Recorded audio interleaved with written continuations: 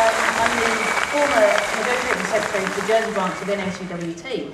And although we are currently in our dispute and we are due to ballot fairly soon, this all started following a conversation with the nurses about how they felt about the imposed pay cuts. And I think, although pay started out as a primary issue, we started to get up some enthusiasm for what we were doing, and gradually people began to see more and more of the damages that the states are doing to their public services. So really this has become a fantastic forum for us to stand up to our employers and say, hang on a minute, you're doing the wrong thing. So this is how this all started.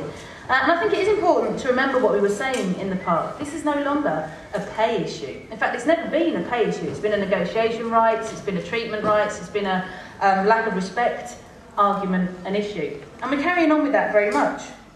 And I wanted to start really by saying that teachers aren't here to moan. I love reading some of the blog sites about issues in Jersey. It's hilarious hearing some of the comments. I would love to work 5 hours a day and have 27 weeks off. That'd be brilliant.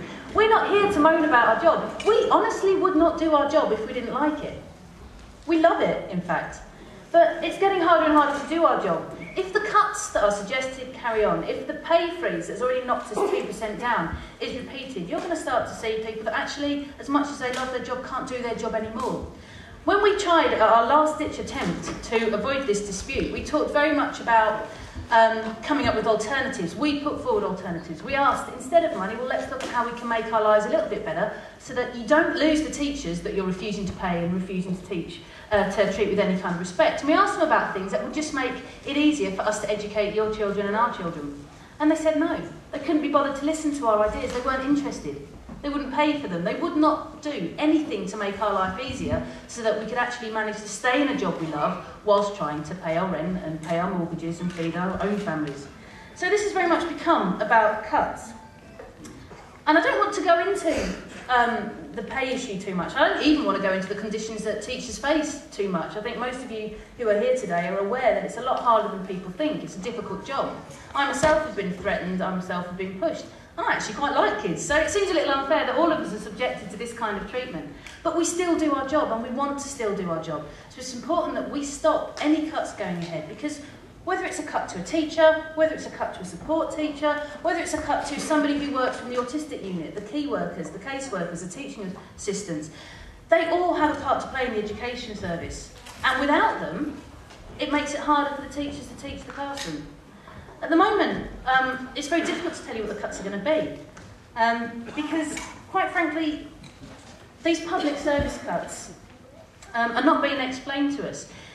They talk in the papers about making public sector cuts. If they were truly making public sector cuts, then instead of cutting the education service and the health service, they'd be cutting their £1,000 pay rise that the state's putting on. They'd be cutting their free parking spaces.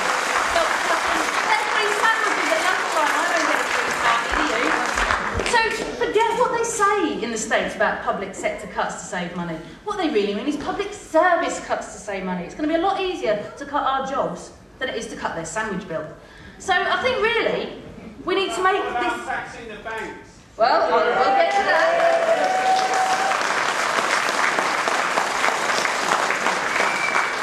These public cuts are public cuts to your services. Forget for a moment that you work for the states. It's your services that are going to be cut. The services the states are going to cut are the ones that we use every day. They're the ones that we need every day. Education, health, the prison service, the fire service, the people who clean the streets and make it safe for you to drive around at night. These are all going to happen. But before I talk to you about what we know, I'd like to talk to you about what we don't know. There's a lot of rumours going around at the moment.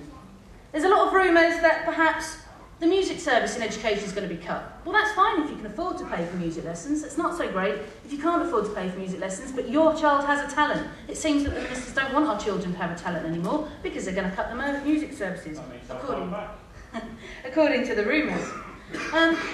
Even teachers, they're cutting. They're not replacing teachers that are leaving.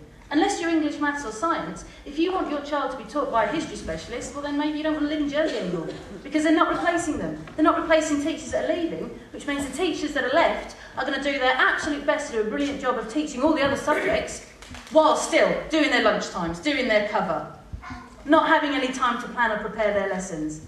I think there's going to be a lot of late nights at home as I stay up and learn the geography curriculum.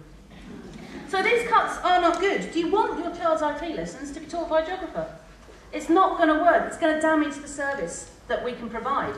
And that's their fault. It's not the teacher's fault. We're going to go out there and we're going to learn as much as we need to learn to do a good job. But we shouldn't have to do that. We should be able to specialise in the jobs we do. We should be able to provide an excellent standard of education. We can't do that if they make cuts. How about before they start cutting all the activities, they cut their sandwiches? I've got a bit of a bugbear about their sandwiches. But there are other rumours, there are other rumours that are going around.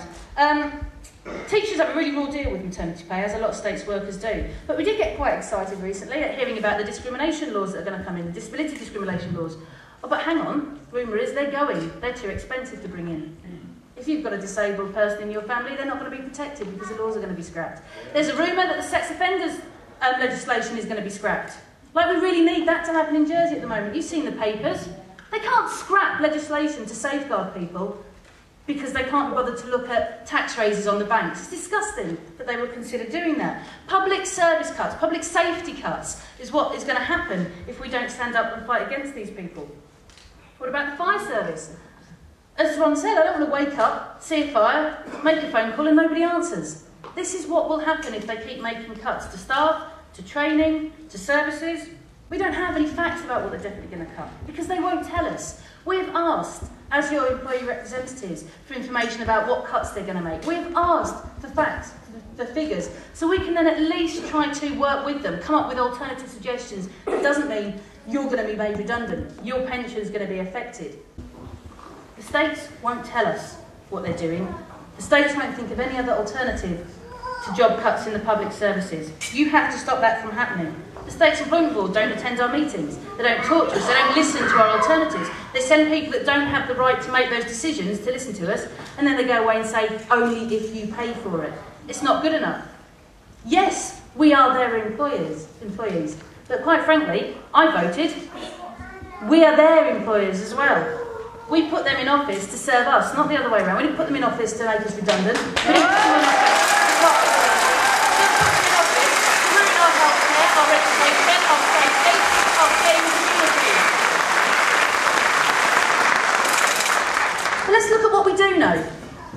We know the states are to be forgiven for their £1,000 pay rise. It wasn't their fault. Somebody else made them have it. But they got it. Whilst taking our pay and reducing it by 2% and refusing to make any improvements and cutting our staff. Can I just point out that whilst the states, in their wisdom, decided not to give anybody any more money, they upped the state's rent, they upped the parking charges, a states member gets free parking, a nurse has to pay £1,300 a year to park to go to work and save your life. So, when we went to them, cap in hand, saying, OK, if there's no money, make our life a little bit easier so we can provide a better service, maybe they could have given up their free parking. Maybe they could have said to the nurses, I'll tell you what, here's a little ticket like the one we've got.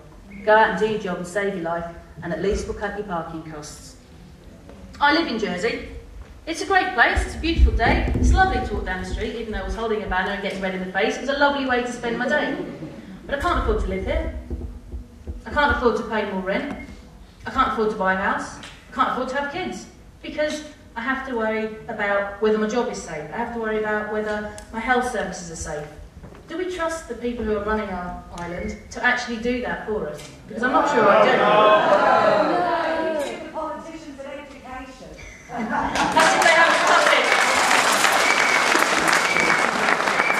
I started. We wouldn't do these jobs if we didn't love doing them, if we didn't want to do them. But that doesn't mean we've got to do them under appalling conditions, and it doesn't mean we've got to do them for no money. It doesn't mean we've got to do them with nobody to actually help us.